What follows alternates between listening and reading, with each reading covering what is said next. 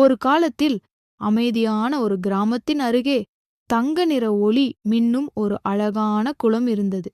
அந்த குளம் தங்கக் குளம் என்று அழைக்கப்பட்டது. அந்த குளத்தின் நீரில் ஒரு சின்ன மந்திர மீன் வாழ்ந்து வந்தது.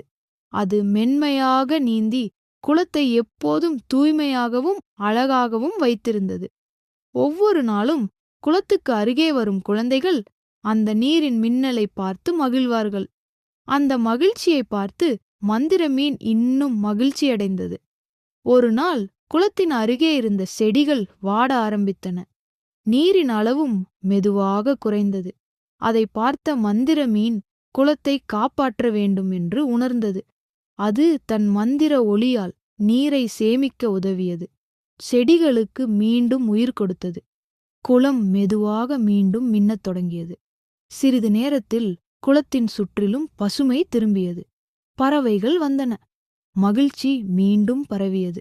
அன்று முதல் அந்த குளம் மட்டும் தங்கக் குளம் அல்ல, அன்பும் நற்பண்பும் நிறைந்த குளமாக மாறியது. இந்த கதை நமக்கு சொல்லும் பாடம் என்ன தெரியுமா குழந்தைகளே? இயற்கையை அன்புடன் பாதுகாத்தால் அது நமக்கு இன்னும் அழகான வாழ்க்கையை தரும். இப்போது கண்களை மெதுவாக மூடி தங்கக் குளத்தின் மின்னலை நினைத்து இனிய